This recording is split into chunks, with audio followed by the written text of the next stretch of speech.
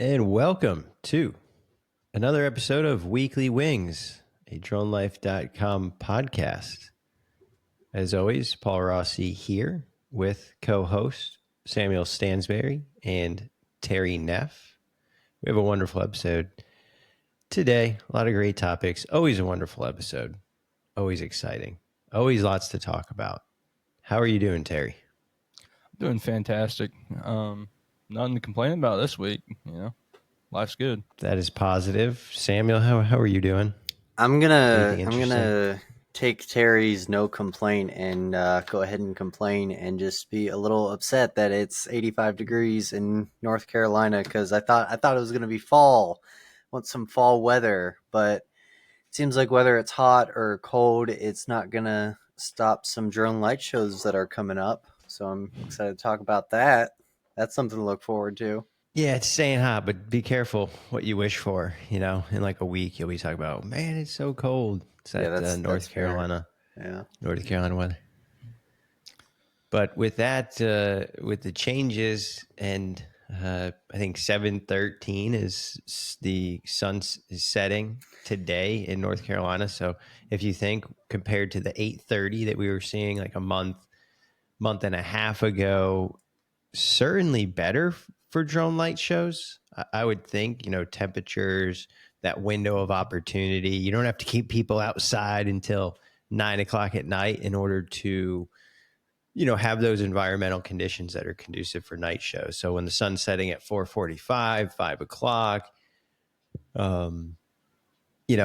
still dark out, but with those hours, probably easier to get people to come out. And so here, shortly we'll be talking about that exact thing. Drone light shows coming up here in North Carolina. We've been talking about them a bunch over the past 4 or 5 months. So today in this episode, we're gonna be on the moon. We're gonna be talking about some developments by a company, Sierra Space, and we'll be talking about drone light shows in Pinehurst, North Carolina.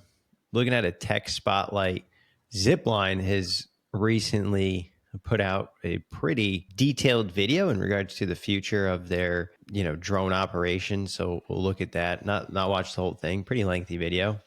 But we'll be looking at also military applications, the sale of drones internationally, and then also the U.S. Army selecting some more drones for use, as well as developing and building out, actual drone units within the organization of their structure. Looking at some success stories, Bee Cave, Texas, that is the name of a town in Texas. Bee Cave, Texas, is launching their DFR program. And the University of Kentucky will be visiting that campus where they have, not in person, right, just in our minds, right, going to University of Kentucky where they got a grant for some interesting drone research. And then we'll be finishing things up in the regulatory corner. Kind of regulatory, not so much, but looking at the NTSB's drone fleet and visit to Taiwan by some U.S. manufacturers. So again, we'll kick things off. Did you guys have a chance to read any into this? Sierra Space unveils breakthrough technology designed to extract oxygen from lunar soil, enabling sustainable human presence on the moon. That does kind of lead into that major breakthrough part. I mean, I did not see that until you brought it up to us, but that seems very revolutionary. Yeah, I didn't read anything about it, but I'm not going to pretend like even if I did read it, I would know what I was talking about. So this is, I think, out of my spectrum of knowledge. So what's actually really interesting here, and I didn't realize it at the time, but I worked for the company Sierra Nevada Corporation. And so Sierra Space is kind of like the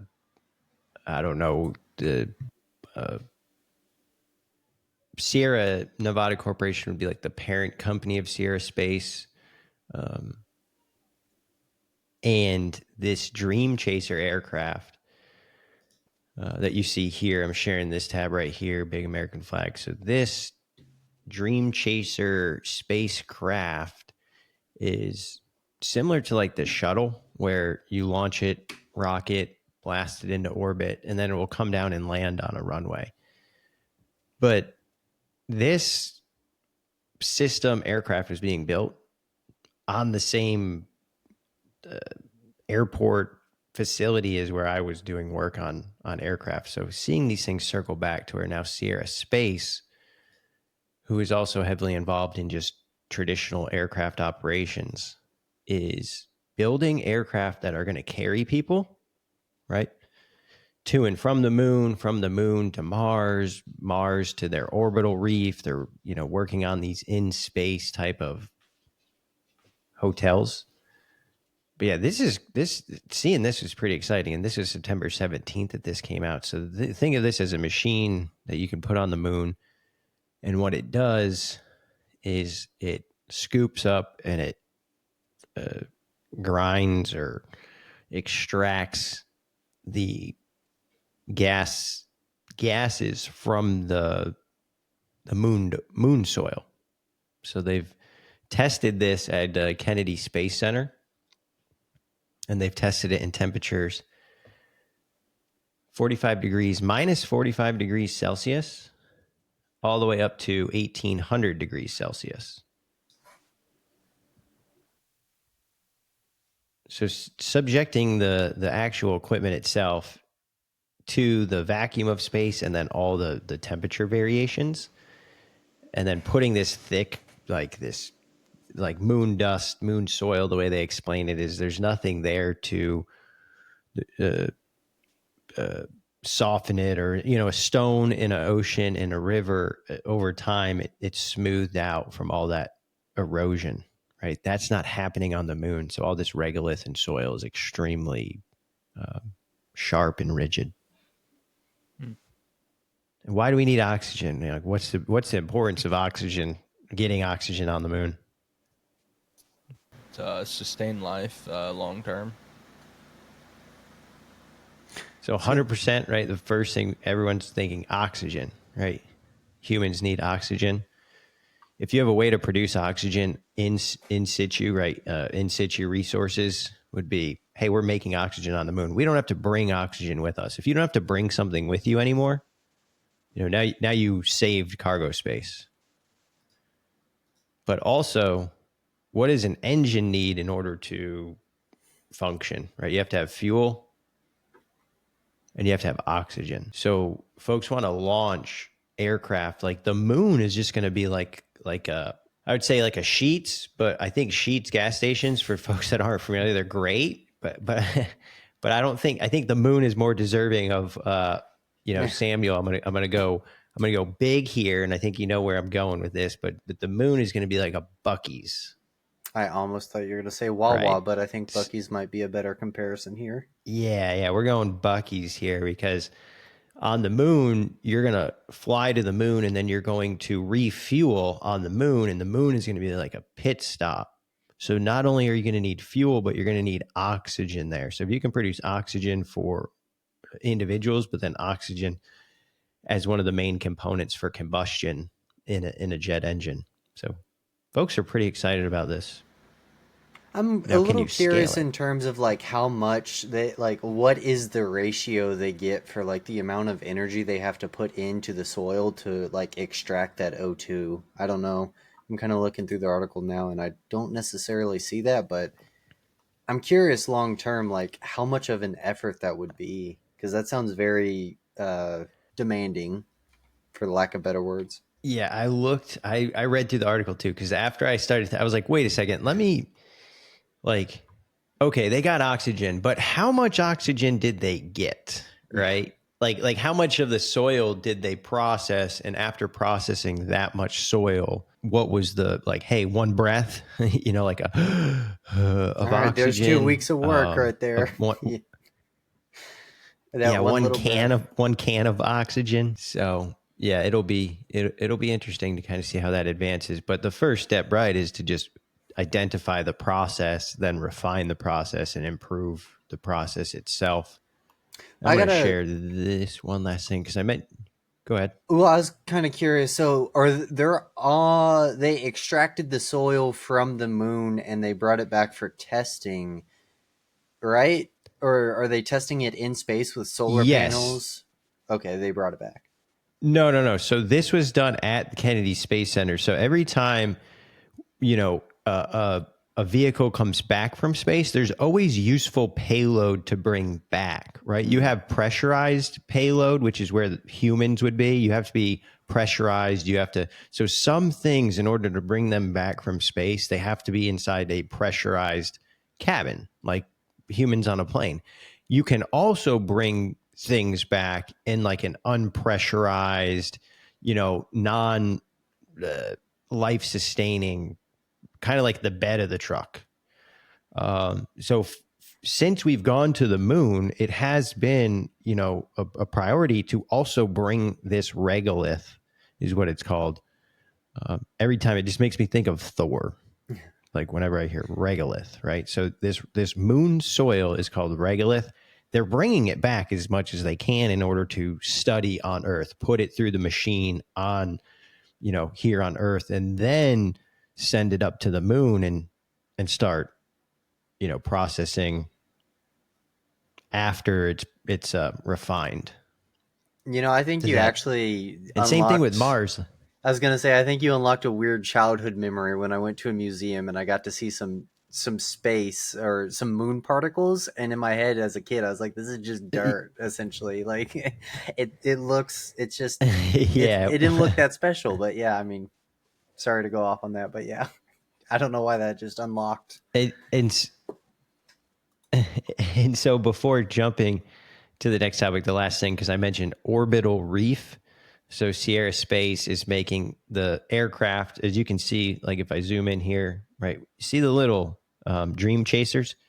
These spaceships, the aircraft that they're making, they call it Dream Chaser. So the Dream Chaser flies cargo and humans to the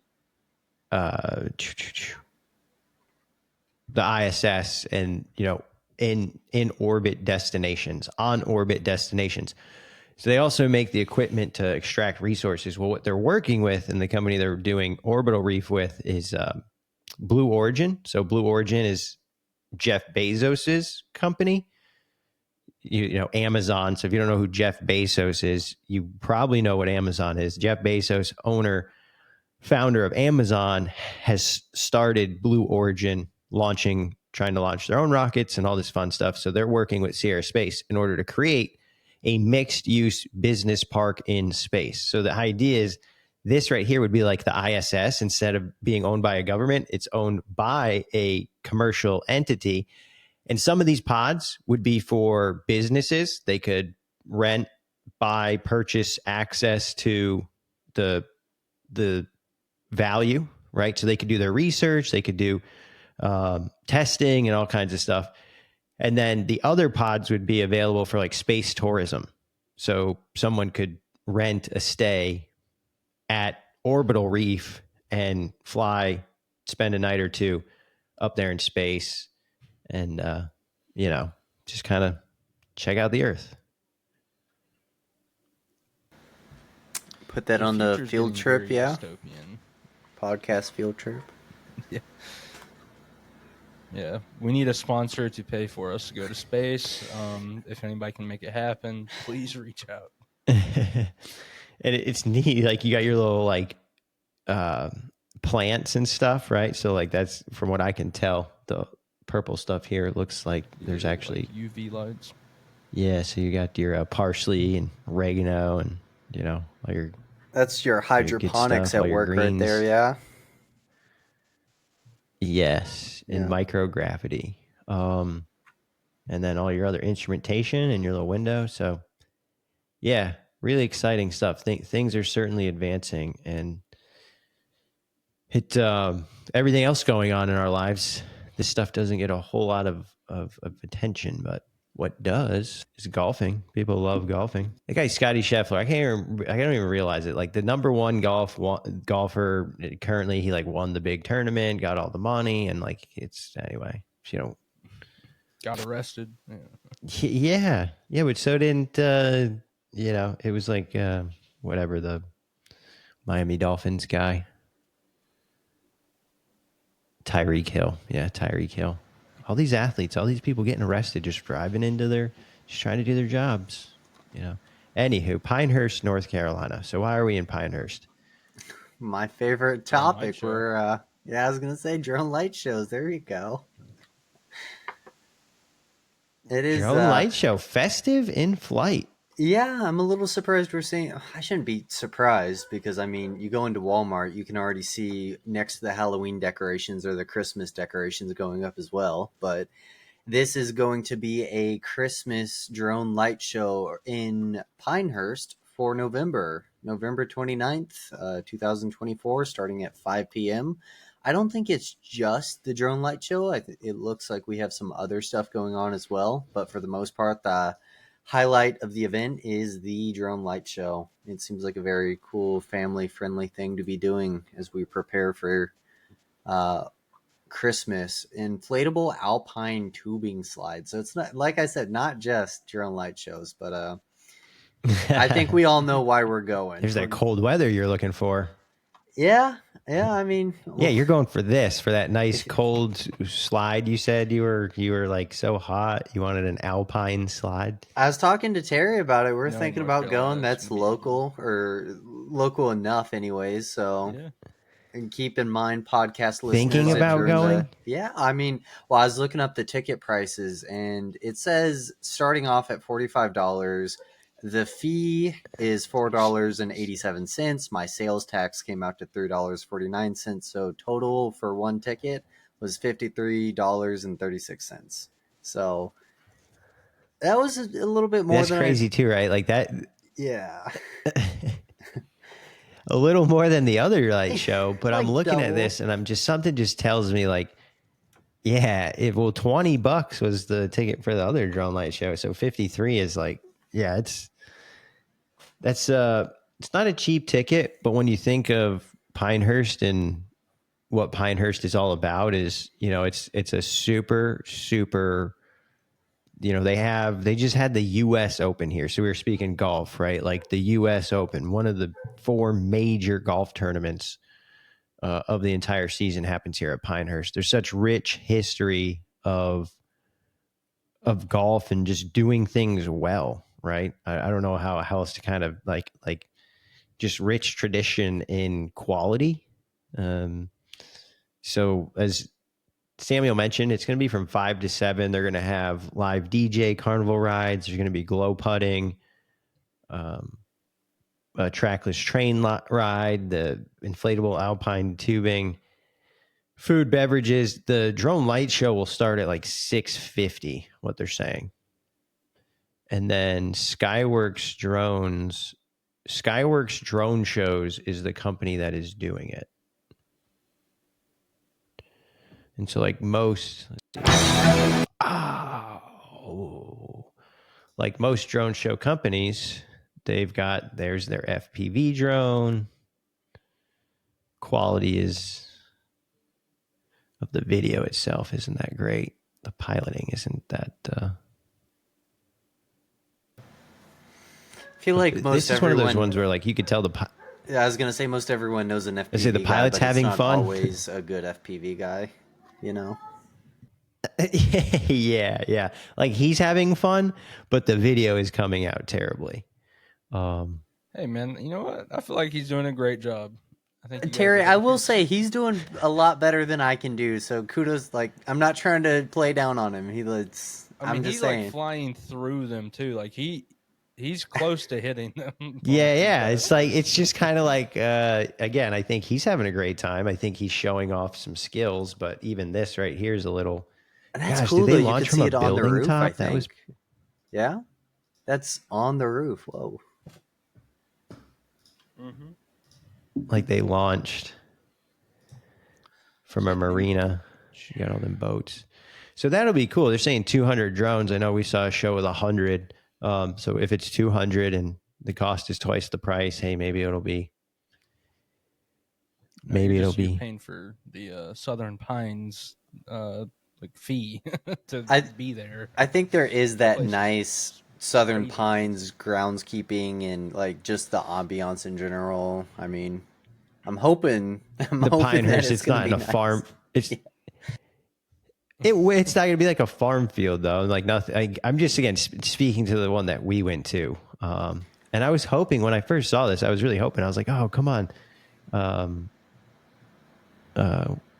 You know, I was pulling for Scott. I was like, man, that'd be cool if his company, what Air Vision was doing it. But yeah, it's totally different. You've got the rides involved, and yeah, so I think there's other things that this specific show is bringing. But I'm looking forward to seeing it. And you guys are like, maybe go see it. Like maybe, like I'm certainly signing up because this is.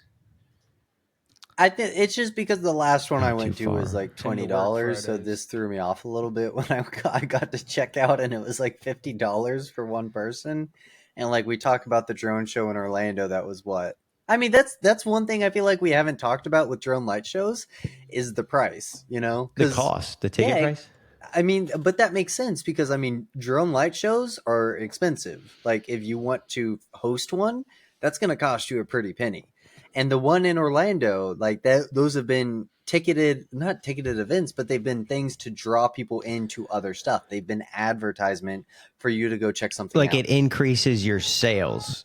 It increases your sales and it makes your venue more competitive. Like the Atomic Golf, the that we talked about like a couple months ago. One of the people actually in my network who I met there stayed through Thursday, so there was a group of people that went and saw it. But yeah, that makes people pick Atomic Golf over Top Golf, right? Because there's a Top Golf in Vegas, but they don't have. I'm pretty sure there's a Top Golf in Vegas. They don't have a drone light show, so it's just like the casino, the hotel casinos in Vegas. They all have their own residencies. So like Mandalay Bay does the Michael Jackson show.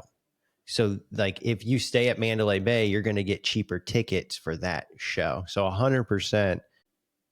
Yeah, like if that show, if the light show is the only thing, then it's probably not going to be more than 25 bucks. But if you're like getting a ticket to Universal, you know, you're already paying. It's just kind of built in. Bingo. But we also, you mentioned that as you were saying that, I was thinking, I was like, we've talked about a lot of drone light shows, especially local ones, but most of the things we're talking about are like post show.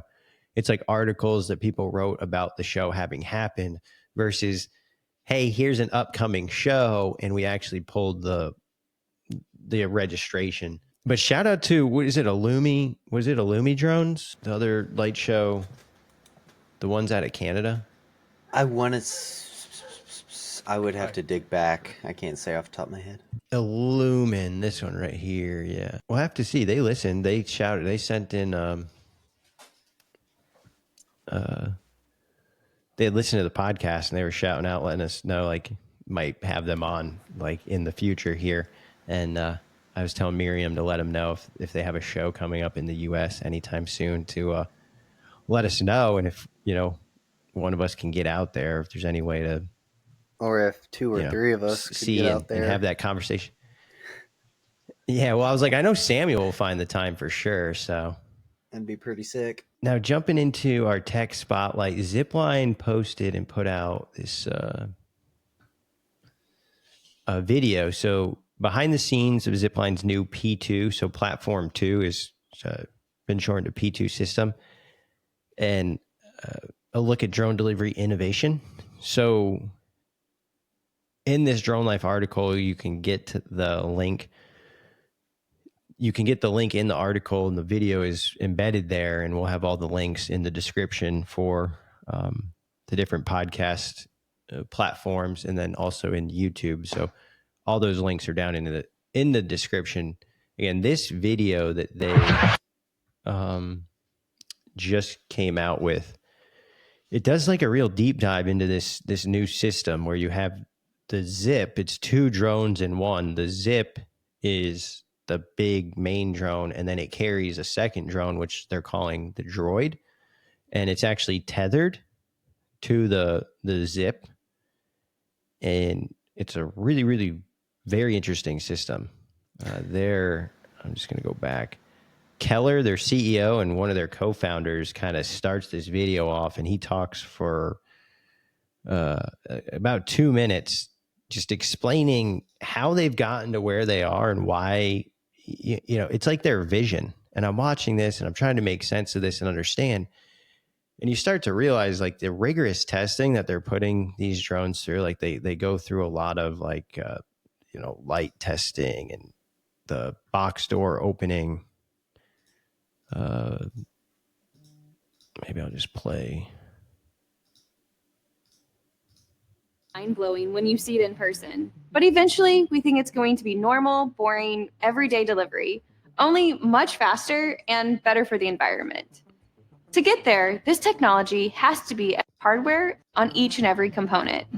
Cycle testing on our roll tilt, motor spin testing in our wind cannon, wingtip light function testing, droid door testing, vibration and pogo testing on our This is primary awesome. structure, Pogo testing. and so much more. To prepare for both icing conditions and extreme heat, we run thermal chamber tests from -50 to 170 degrees Fahrenheit. And we're also doing full flight testing in cold Wyoming winters and hot California summers. -50 to 170. That's way, way less dynamic than the moon tests, huh? You're doing very rigorous testing on this. Do you, Paul? Helps us ensure. Yeah. I was gonna say, I don't know if you caught that Mark Rober video, like maybe a year back or so too. Like it was first introducing, and this feels like a second iteration of that almost. Yes, and it was his video. I would say if we go to Zipline, I'll pull this up because they actually highlight him on here. I think that's what you're talking about, right?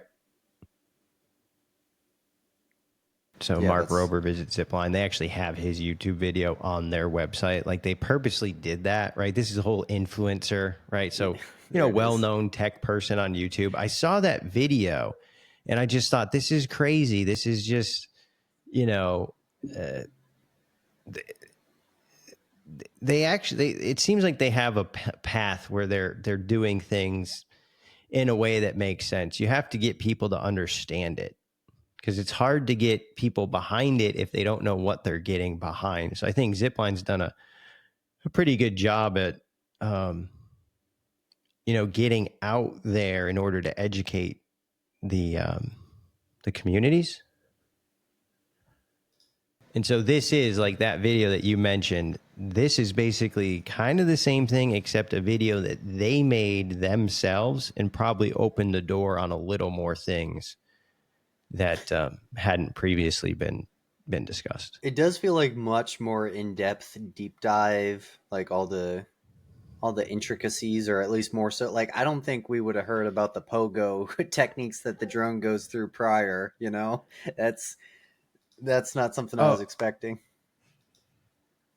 Right, and this guy Donovan Bass, let me get his name up here, the head of product management. Dude, he goes through here and he starts talking about like some of the interface, the system for mounting. He's talking about how drones are going to pick up donuts in the morning. They're going to pick up, salads and different lunch stuff in the afternoon, and in the evening they're going to deliver medications, because all these drones are going to, service different hubs. One of the more neat things is they are showing how they're going to interface with, if I can get it here, with buildings. So you have a feed system that will feed. It goes so fast.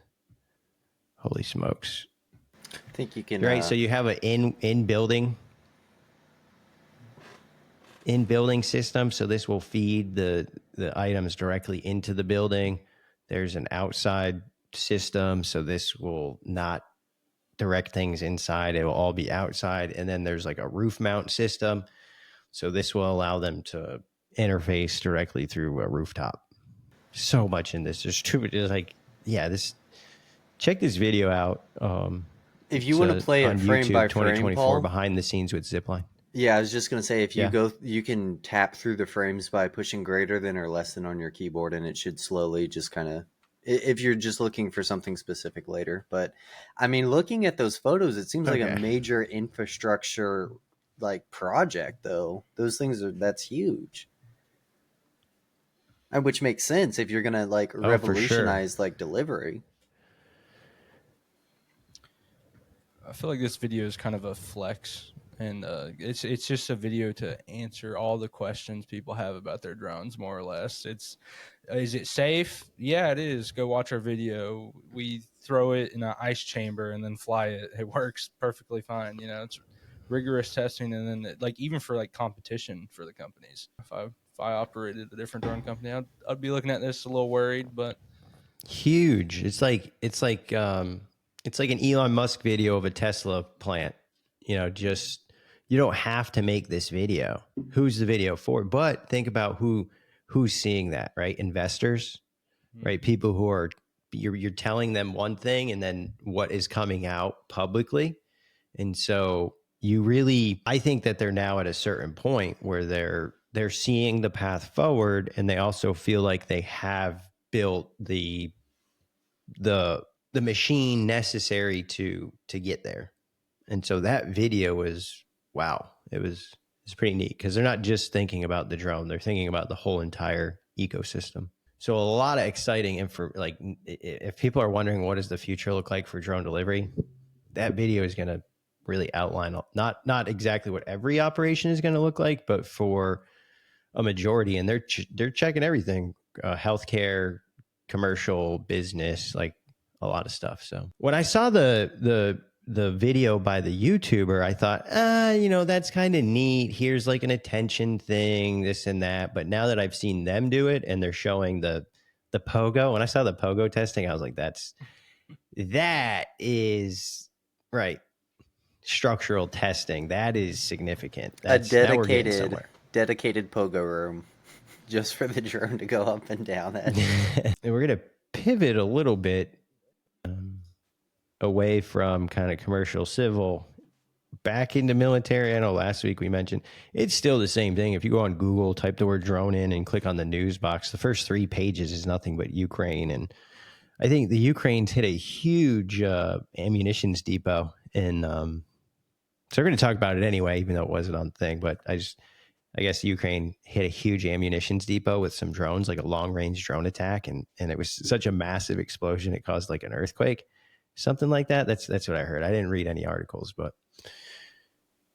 what we are going to talk about here is Prime Minister Modi and Joe Biden hold bilateral talks, and a mega drone deal firms up. What is a mega drone deal? We talked about this before, how small drones, small margins, the market doesn't exist. Big drones, high margins. So you have, reputable, proven aerospace companies making drones, but they're making these drones, right? So what is importance of this article here, right? India. So the Prime Minister of India visits the United States. There's conversations happening. It looks like India will be acquiring 31, not 300, not 10,000, 31, 31. That's 31 drones at a price tag of nearly $3 billion. I hope they can make those last for that's a crazy deal.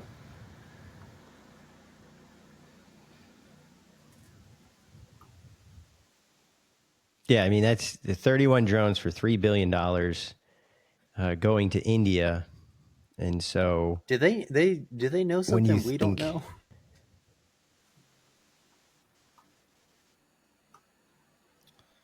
If you were to consider how many drones we already have versus how many drones they have, like this is a huge step in the growth of these other nations that can, hey, we're all NATO, but it's like having a group of collective people, but only one of them is capable of defending everybody else.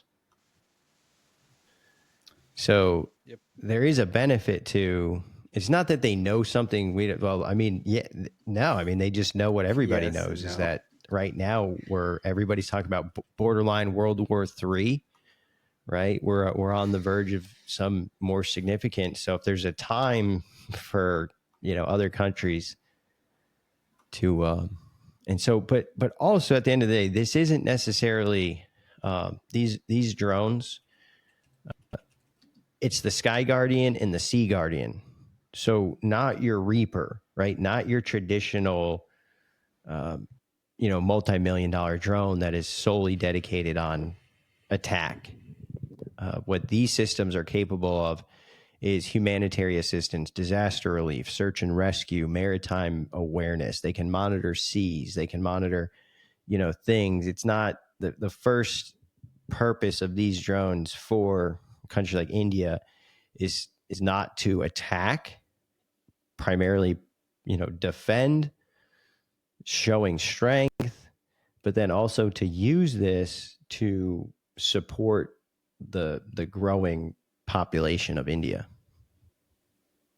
Yeah, I think India just passed China for the most populous country. So, I mean, if your population's growing at extreme rates and you're becoming a leading country, I mean, you got to invest something into your country in terms of defense. See, it's not offense, it's defense. They're defending their country.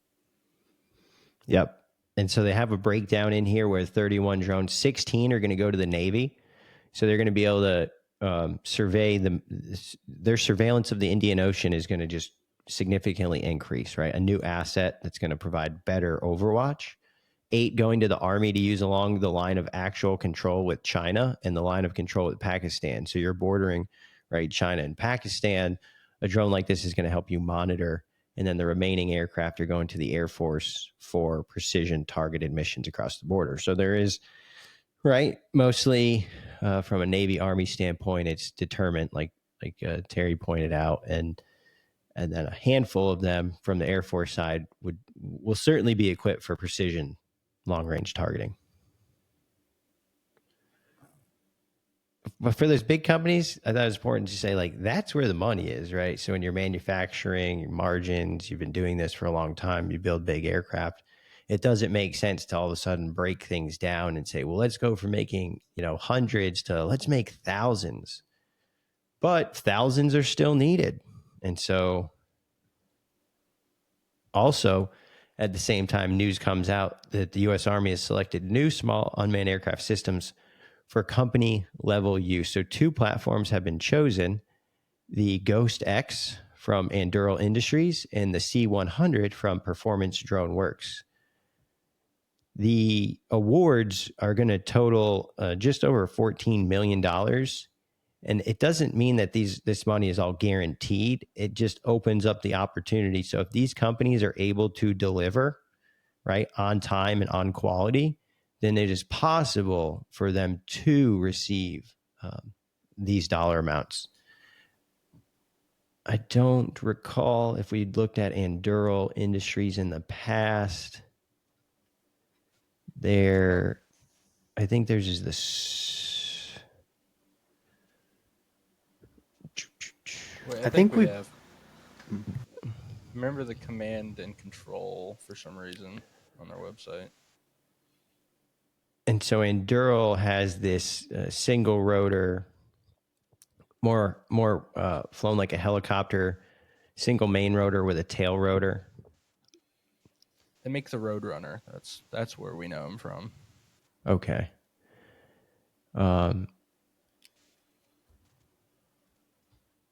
So this here is going to be extended range ISR targeting,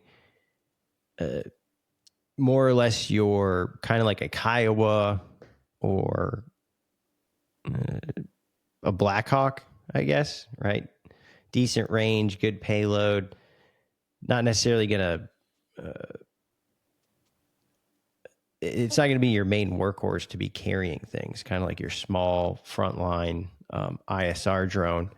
And then also, and I say that it has a good payload capacity, but in comparison to the C100 from Performance Drone Works, we're seeing here that PDW has really developed and established the C100 to be able to really carry, heavier lift stuff. Still has the same good payload, and even the 2 look very, very similar in size. So I think either one is going to, work in order to get the job done from a ISR, Overwatch standpoint, surveillance standpoint, but then both of these aircraft are going to be able to also carry payloads, as you can see here in the image, an explosive payload.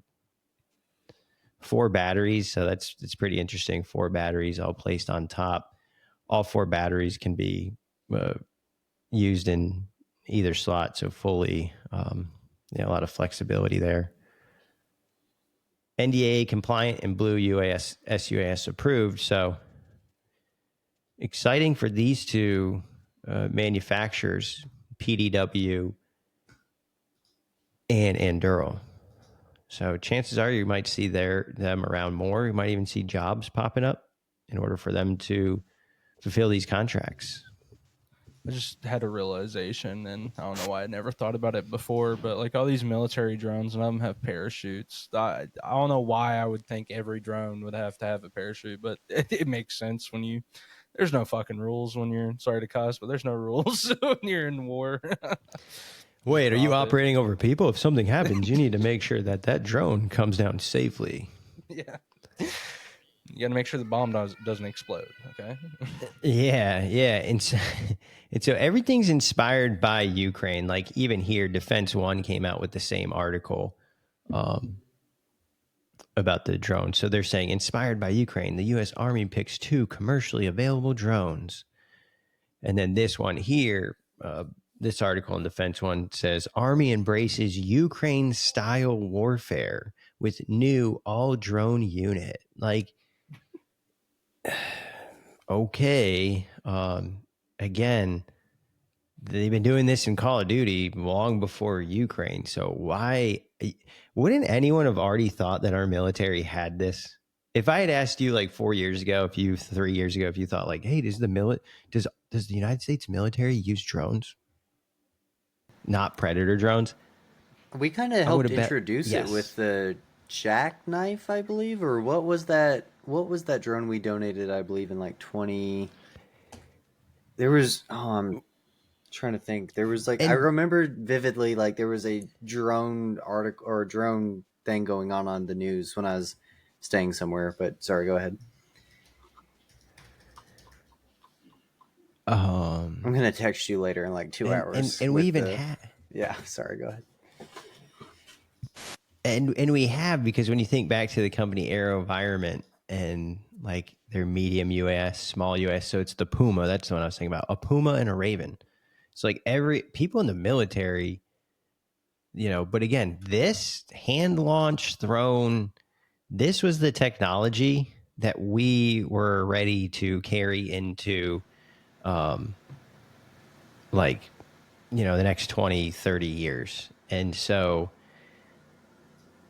the fact that they're just, I already clicked to the Puma. So these are small drones. However, a lot of them, like this, okay, we're hand launching this, right? But how easy is it to move and maneuver and carry that at a squad level? So we've been using drones, but it was just amazing now to realize that the United States was not necessarily really preparing to equip themselves with drones that weighed 5 pounds, 10 pounds. You could put in a backpack, you can easily carry and control right there on the front line.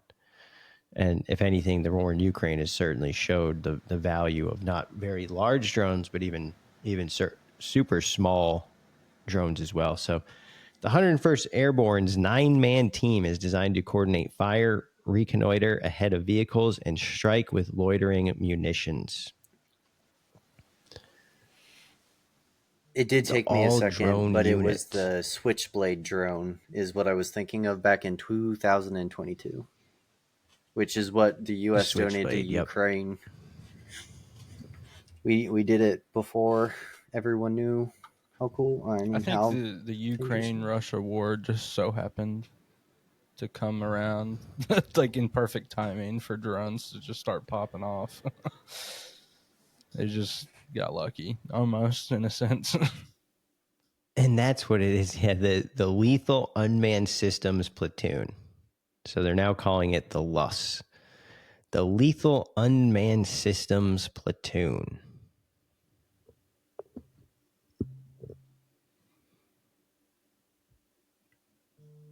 multi-purpose company. So you've added a whole 9 of the Lust platoon's 21 soldiers fly drones, including Meyer and the platoon leader, First Lieutenant Jamar King. So 21-person platoon with 9. So the U.S. is fully integrated.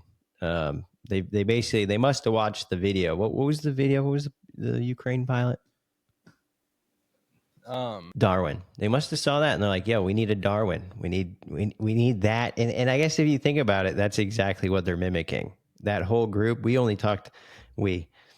In the interview, they only talked to Darwin, right? But you had all those other people who were kind of in support, getting the drone, getting the thing ready, and he's just sitting there, chain smoking, flying, and everybody else is actually supporting the operation. So, yes, something interesting I want to note is that it's 9 of 21 people that are actually flying drones.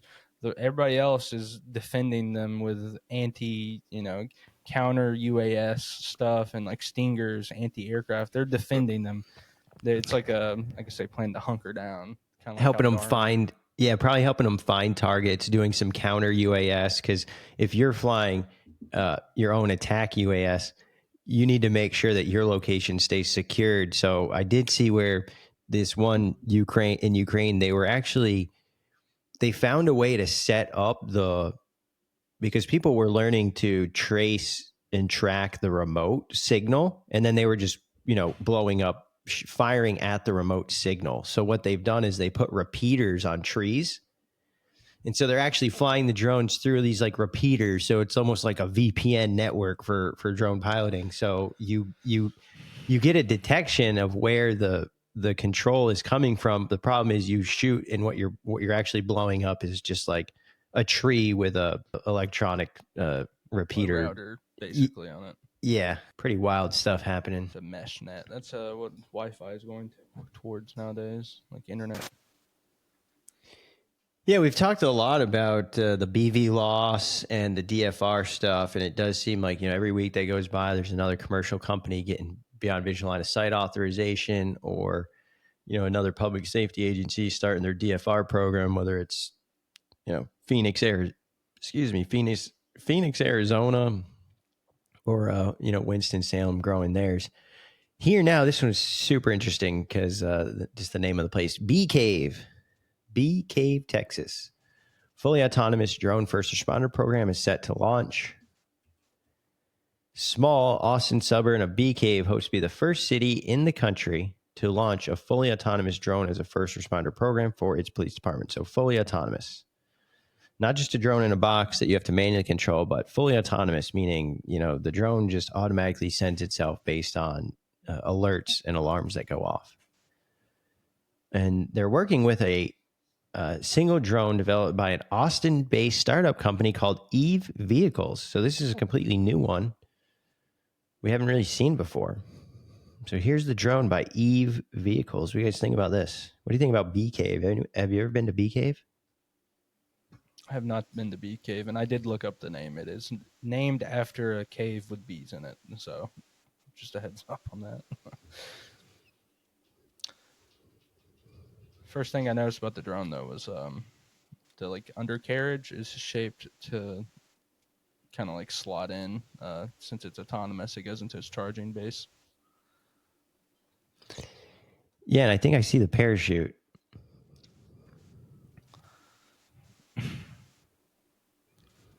Yeah, I think the parachute's a canister thing back there that's slanted. Yeah, that'd be my guess. Dual. So it looks like we've got dual GPS right here. I think these cones could potentially be GPS antenna facing up. You've got your gimbal, your payload here. So they're calling this AV8, introducing AV8.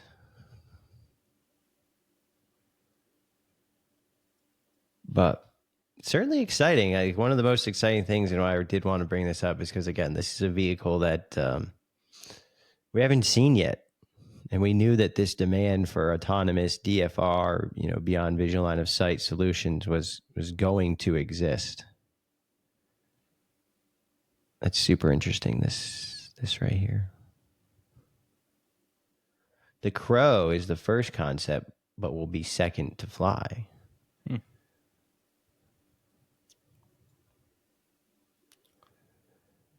And as we've mentioned, it's all about the network and the solution, the software that you're going to use to fly it. So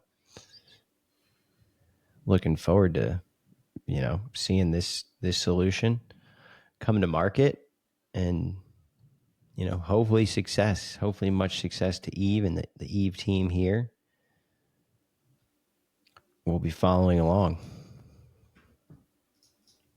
Well, I mean, it's good news for them. I don't know how long this company's been around, Eve Vehicles, but if you're already getting picked up by a police department, you're probably doing something right, unless you just know somebody. So.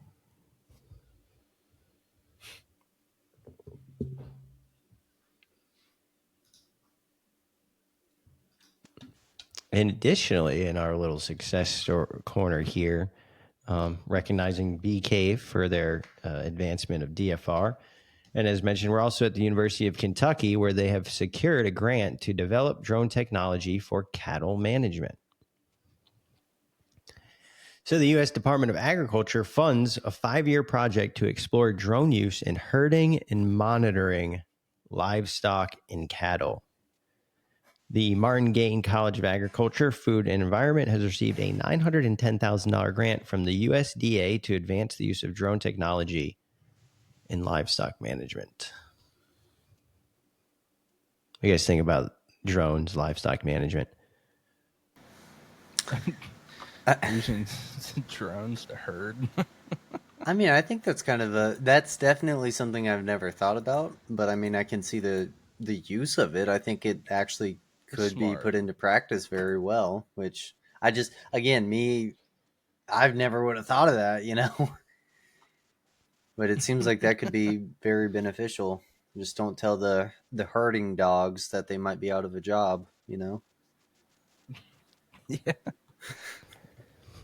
Well, you think you use dogs, so there's already, tools that have been used in addition to the humans themselves. The management aspect, you can fly a thermal drone over your property and you can count, you can just automatically count the animals. Yeah. So you don't have to go ride out. These cattle are money. This is money. But if it's not healthy, safe, and where it's supposed to be, then that's bad money. So on a daily basis, weekly basis, you have individual humans that are riding around and they're trying to count livestock and cattle. You're giving me like a whole new perspective of what a new age cowboy is with his drone popping up and doing the livestock count, He might have his little autonomous robot dog too helping him. Yeah, efficiency. So if you can put a drone up on a weekly basis and run, thermal in the evening, you can have your software count your cattle and livestock for you, and it's a more accurate count, and it allows you to focus on doing something else that's way more productive than probably driving around and counting. But the herding part's pretty interesting as far as how you actually not just find it, but then drive the cattle into certain areas. And I'd imagine swarming might be involved, because instead of having like 5 or 10 cowboys, riding around herding, now you can just have a fleet of drones. And so last two things I just want to touch on here as we wrap up the episode is one, the NTSB is seeking a cloud-based software provider to help manage its drone program. So I sent this link over to my guys I know at Aloft. There's a company called Aloft, and they do fleet management for drone programs. And so that's exactly what the NTSB is looking for. They're looking for a cloud-based software to manage their drone fleet. What does that mean? When these accidents happen, right, what better tool to use to document an accident than a drone? So the folks who investigate aircraft accidents are now integrating unmanned aerial systems into their work for the accident investigation. And so what this article mentions is they've had just about 5 drones in the past. So they've been able to do, all their management and all their, data collection and fleet management by hand, just using basic spreadsheets. It sounds like they've now grown from 5 to 12 drones, and they have a team of 15 pilots. So now that their internal drone program for accident investigations has grown, they're looking for a software solution so that they can know where are our drones, where are our pilots, when were our drones registered, are our pilot certificates current? And it's pretty exciting to see the NTSB leveraging drones and using them so successfully that they're adding more.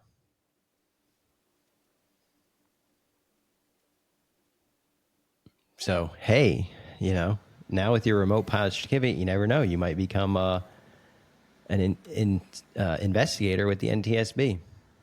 It's a big world with drone opportunities, I like to think.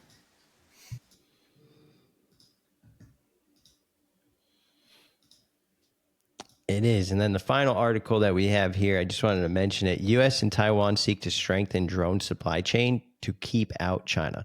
So all these talks about, and there it looks like the Switchblade, an example of the Switchblade. All these talks about not being reliant on China. Well, if we're not going to work with China, who are we going to work with? So it looks like executives from 20S, executives from 26 U.S. makers of uncrewed systems or anti-drone systems will arrive in Taipei on Sunday for a 3-day meeting with Taiwanese industry counterparts. So, pretty wild. You have a collective group of companies who compete with each other, all flying to one country in order to learn what supply chain, access or value might be there. All the same players, going to one place in order to compete over the same stuff. And among those visiting companies was AeroVironment, who's the vendor of the Switchblade suicide drone, which Taiwan has bought more than 700 of. D-Drone, a counter UAS company, is heading out there as they do contracting for Northrop Grumman. But it is really interesting to see this collective effort of not just saying we can't use Chinese drones, but now it's like, well, what are we going to use? So here you got 26 representatives all heading to Taiwan. They're there this week in order to potentially figure out, well, if we're not going to use Chinese chips and components, and that's not NDAA compliant, that's not blue. What are we going to use? Because the domestic drone industry doesn't have enough scale, like what's stated in here. It's going to be hard to support military needs, let alone commercial needs. And it's funny, Taiwan is right there near China, right? So it's the geopolitics that are really crossing into this industry are absolutely crazy. Yeah, Taiwan makes like all chips basically. They have like the largest market share, so it makes sense we're going there to start making technology. I don't think China is going to like this, but there's nothing they can do about it. And so I thought I had the article up, but here's the article. So U.S. Taiwan seek to strengthen drone supply. You got the Switchblade. So we'll have this posted in the description on YouTube and all the different podcast outlets. So if you want to read up on this, and yeah, we can't just say we can't have that. We got to figure out what the next best solution is, because we don't have the domestic supply of componentry that's needed to build drones. And we need many more drones, many more drones.